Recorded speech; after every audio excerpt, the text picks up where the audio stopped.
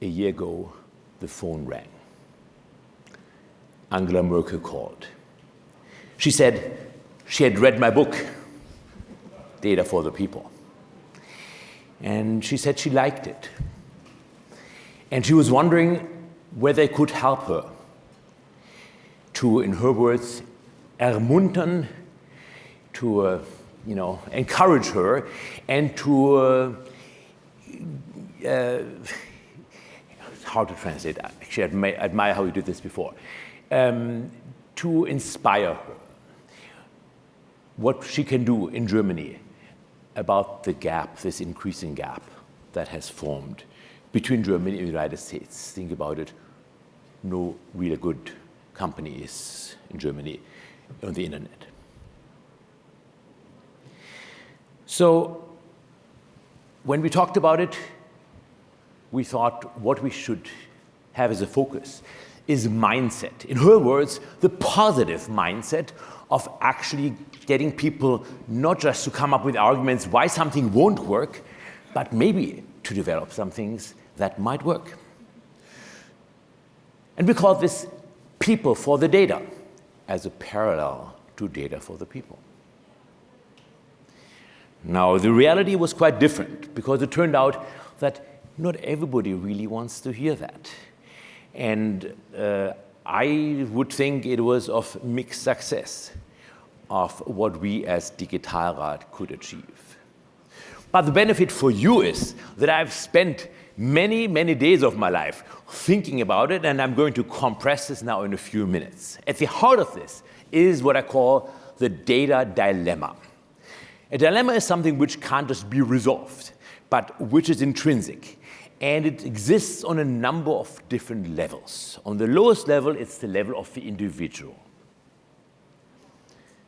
David Brin said, the data dilemma is that everybody wants transparency for everybody else and privacy for themselves.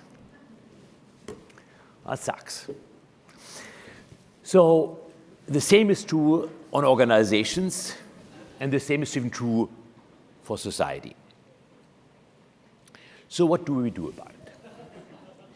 My view is that what we need to do about it is we need to learn. We need to become more data literate. For that, I have a story too from our chancellor. We had dinner, and we chat about, I sat next to her. We chat about kinds of stuff, and then she started talking about history. And I actually don't know that much about history. And I said, at some stage, how do you know this? And she looks at me and says, Wikipedia. I just was curious today, and I read about it, and you're the first one I'm sitting with, so I thought, I'll tell you about it. And that was so charming to see that somebody has no pretense. So what I wanted to learn about today, and hey, that's how I learned about it. So that curiosity, I think, is one of the most important things that we can have, to be curious about things. And I'm surprised how little I actually know. For example, today, I want to know, how does my headset work? There's a button with plus, which makes it louder, and a button with minus, and I had no idea. So, guess I went to Wikipedia, and I looked it up, and it turns out it's just a fixed resistor which they put in. If it's 200 ohms, it goes up. It's a kilo ohm, it goes down. So it all makes sense. But there are so many things which you actually don't know. So for me, curiosity drives everything. But back to the question of democracy and literacy and what I call data literacy. So when you look me up, you find a few strange photos. For example, the day after the last election of the United States, when Trump got elected, there's a picture of Vladimir Putin and me, where I'm in Moscow. And I won't bore you with too many details, but I want to tell you about one detail from the conversation. So we were in a room, and then suddenly Hermann Greff, the head of Sberbank, his phone rang and he left the room. I thought, that is kind of weird. I mean, even here it would be kind of weird if someone leaves the room, let alone if it's just like 5 or 6 of us. And when he came back, I said, so what happened? Being Andreas, why don't ask? I said, oh, we had an attack. An attack? Now, having had a house in China for 17 years, I sort of kind of knew what he was talking about. And having lived in the United States for the last 30 years, I know attacks come either from China or they come from Russia. And I was in Russia, so I blurted out and said, oh, that must have come from China. And he says, well, maybe think about it again. And I realized, of course, where the day after the election that attack to the computer system had come from. So, as I said, there are many interesting things. By the way, I also have a Stasi file. My dad was in prison in many years, imprisoned by the Stasi in Bautzen, one of the prisons for political prisoners. So we can talk about those things on the panel. But what I want to talk to you about is literacy, how literacy has changed the world, no question about being able to read and write. And specifically, my mission is to increase data literacy, which means to be able not to interpret characters, but to interpret numbers, to interpret data. I should tell you a little bit about my background. So after growing up in Germany and doing my undergrad degree in Bonn in physics, I came to Stanford for my PhD, and I did it in neural networks. I came to Stanford in 1986. So it wasn't that popular to do neural nets as it is now. Like this here is an example, Otter, which is just basically a neural net doing transcription in real time. I think it's pretty crazy. If the Stasi hackers had that, they wouldn't have had so many people to work so hard. And think how a technology like Otter potentially changes how you think about yourself.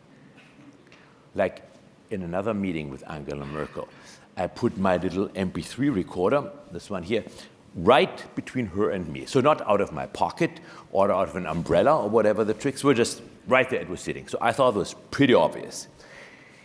At the end of the day, my handler, somebody from McKinsey, she said, you had your power bank in front of you all day long. I said, power bank? I have no power bank. Oh, you mean my MP3 recorder? And she almost dropped dead that I had recorded. My view is, why would anybody have a problem of recording a conversation? The premise of my book is, it starts with when everything is recorded. Assume that everything is recorded.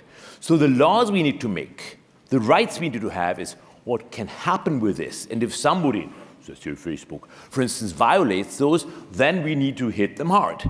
But we shouldn't make rules about what can be recorded or not. That, I think, is an uphill battle. So we as individuals need to have rights, data for the people. What we can do, and one of these rights is the right to transparency, the right to see the data I create. When I think about what do organizations need to do, then I have a flip side, the other side of these rights, which are rules for organizations. And in this example, for example, it is to embrace transparency. That means both internally, but also, of course, transparency to the outside world. As John mentioned, I was the chief scientist at Amazon. And I don't know whether you can imagine the discussions in the early years when there were some people who thought we should allow every customer to write on the website. Isn't that crazy? They might say something negative about the product. I mean, we can't possibly allow, people to, and Jeff always has a perspective, what is the right thing from the consumer? And he says, well, when people make decisions what to buy or what not to buy, we want them to have the information, and that's where the idea of reviews came from and made it on the website. But that was not a non-controversial discussion with the manufacturers who didn't want negative things about their products to appear.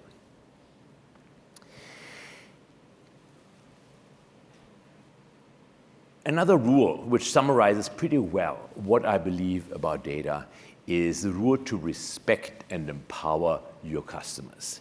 And if we think about what is democracy about, it's also about respect and empowering of people. So we had literacy, being able to read and write, to interpret marks on paper, and we have data literacy.